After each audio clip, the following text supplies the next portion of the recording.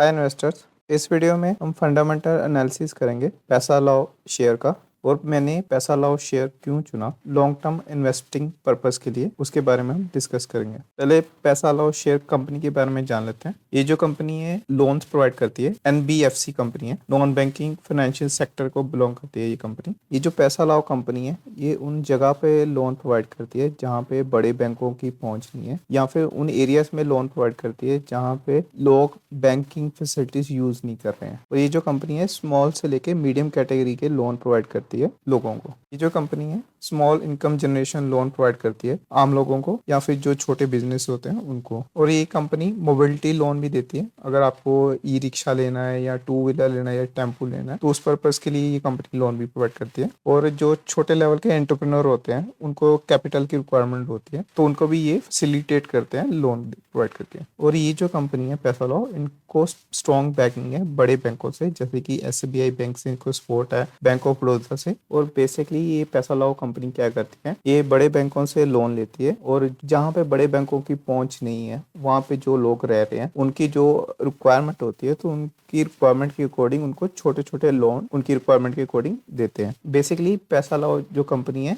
NBFC company है जो कि स्मॉल से लेके मीडियम कैटेगरी के लोन प्रोवाइड करते हैं छोटे बिजनेसेस और लोगों को। जब भी मुझे किसी स्टॉक में लॉन्ग टर्म पर्पज से इन्वेस्टमेंट करनी होती है ये 8 स्टेप फॉलो करता हूँ। और इस 8 स्टेप्स पे मैंने ऑलरेडी डिटेल वीडियो क्रिएट करी हुई है, वो आपको मेरे चैनल पे मिल जाएगी। अब देखते हैं मैंने कैसे ये 8 स्टेप फॉलो करे पैसा लाओ शेयर में लॉन्ग टर्म इन्वेस्टमेंट करने के लिए। मुझे पैसा लाओ स्टॉक के बारे में तब पता लगा जब कंपनी के जो प्रमोटर हैं इक्विलिब्रेटेड वेंचर सी फ्लो प्राइवेट लिमिटेड, वो ओपन मार्केट से बल्क में शेयर में बाइंग कर रहे थे। कंपनी के जो प्रमोटर है उन्होंने 4 जून को बाइंग करी, 14 जून को बाइंग करी, 19 जून को बाइंग करी, फिर 25 जून को बाइंग करी। तो वो कंटिन्यूसली बाइंग कर रहे थे जून मंथ में। तो जब मुझे पता लगा कि प्रमोटर कंटिन्यूसली बाइंग कर रहे हैं पैसा लाओ शेयर में तो मेरा इस स्टॉक की तरफ इंटरेस्ट पैदा हुआ। तो मैंने इस स्टॉक का एनालिसिस करा। तो जब मैंने इस स्टॉक का एनालिसिस करा तो मुझे पता लगा कंपनी का जो रेवेन्यू है वो ईयर ऑन ईयर 39% इंक्रीज हो रहा है और कंपनी का जो प्रॉफिट है वो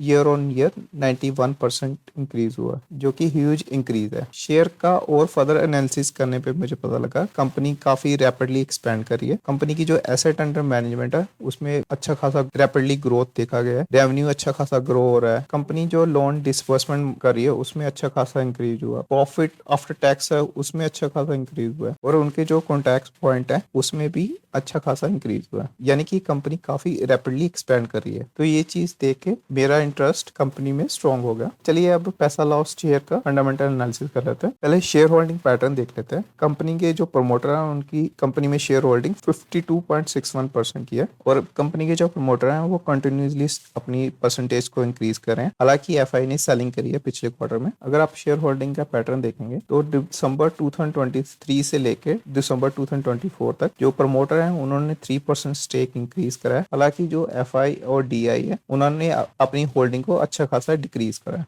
और मुझे लगता है कंपनी के बारे में प्रमोटर से बेटर और कोई नहीं जानता, ना एफआई और ना डीआई। और अगर प्रमोटर कंपनी के बारे में बुलिश है और कंटिन्यूसली स्टॉक में अपना स्टेक इंक्रीज कर रहे हैं, डेफिनेटली उनको कुछ ऐसा पता है जो एफआई और डीआई को नहीं पता है। और जो कंपनी के प्रमोटर हैं इतने ज्यादा बुलिश हैं स्टॉक को लेके कि वो अपने करंट स्टॉक को प्लेज करके मार्केट से न्यू शेयर परचेज कर रहे हैं, और ये कंटिन्यूसली बेसिस पे वो कर रहे हैं। कंपनी के जो प्रमोटर हैं वो जून मंथ से बाइंग कर रहे हैं और मार्च मंथ में भी उन्होंने अच्छी खासी स्टॉक में एक्यूमुलेशन करी है। ये 1 डे का चार्ट है पैसा लाओ शेयर का, और ये जो आप ग्रीन लाइन देख रहे हैं ये वो पॉइंट्स हैं जहाँ पे पैसा लाओ के जो प्रमोटर है उन्होंने बाइंग करी है। 1 डे चार्ट को डिटेल में हम डिस्कस करेंगे नेक्स्ट वीडियो में, जिसमें मैं स्टॉक का टेक्निकल एनालिसिस करूंगा। अब कंपनी का क्वार्टरली रिजल्ट देख लेते हैं। और पिछले 3 क्वार्टर से कंपनी का जो ऑपरेटिंग प्रॉफिट मार्जिन है वो कंटिन्यूसली इंक्रीज हो रहा है, प्लस जो कंपनी का नेट प्रॉफिट है वो भी क्वार्टर ऑन क्वार्टर बेसिस पे इंक्रीज हो रहा है। और दिसंबर क्वार्टर में भी कंपनी का जो रेवेन्यू है उसमें 11.6% इंक्रीज देखा गया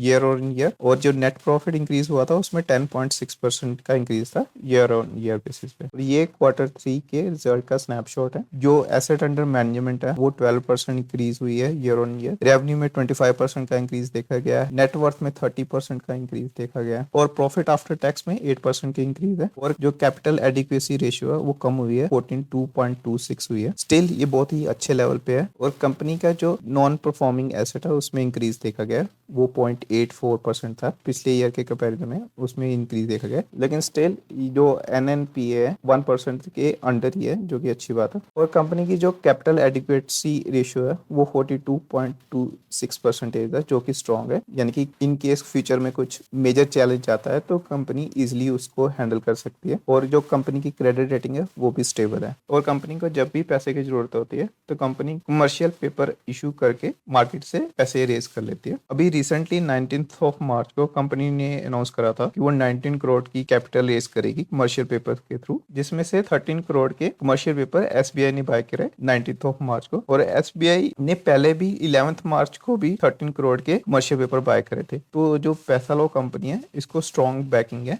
SBI की तरफ से। और जैसे कि मैंने बताया कंपनी बहुत ही रैपिडली एक्सपेंड कर रही है। तो आप कंपैरिजन देख सकते हैं Q3 FY25 का Q3 FY24 से। जो कस्टमर सर्विस पॉइंट है उसमें इंक्रीज देखा गया, ऑलमोस्ट डबल हो गए हैं। जो number of small saving bank account open हुए हैं वो उसमें अच्छा खासा इंक्रीज देखा गया है। ट्रांसेक्शन जो हो रही है उसमें अच्छा खासा इंक्रीज किया है। अमाउंट ऑफ ट्रांसेक्शन में अच्छा खासा इंक्रीज देखा गया। तो अब देखेंगे कि हर एक पॉइंट पे ऑलमोस्ट ट्रांसेक्शन से लेके अकाउंट हर चीज ऑलमोस्ट डबल हो गई है 1 ईयर पीरियड में। तो इस चीज से देख के आप अंदाजा लगा कि कंपनी किस रैपिड स्पीड से ग्रो कर रही है। करंटली जो मार्केट की कैपिटलाइजेशन है वो 3193 करोड़ की है। और अभी जो स्टॉक है वो 16.8 के PE पे ट्रेड हो रहा है। और प्राइस टू बुक रेशियो जो कंपनी की है 2.2 है। और कंपनी की जो डेप्ट टू इक्विटी रेशियो वो 2 की है, क्योंकि पैसा कंपनी जो है NBFC है इसलिए इसकी डेप्ट टू इक्विटी रेशियो हाई है। क्योंकि जो मोस्टली NBFC होती है इनकी डेप्ट टू इक्विटी रेशियो हाई रहती है। ये कंपनी मुझे फंडामेंटली स्ट्रॉन्ग लगती है क्योंकि ये कंपनी काफी रैपिडली एक्सपेंड कर रही है अपने कस्टमर बेस को। प्लस इस कंपनी का जो यूनिक सेलिंग पॉइंट है कि ये अनबैंक पॉपुलेशन टारगेट कर रही है, उस पॉपुलेशन को टारगेट कर रही है जहां पे बड़े बैंक फैसिलिटीज नहीं दे पा रहे। और पैसा लो शेयर को स्ट्रॉन्ग बैकिंग है SBI की तरफ से, जो कि अच्छी बात है। प्लस इस कंपनी की जो क्रेडिट रेटिंग है वो स्टेबल है, तो इसलिए मुझे ये कंपनी फंडामेंटली स्ट्रॉन्ग लगती है।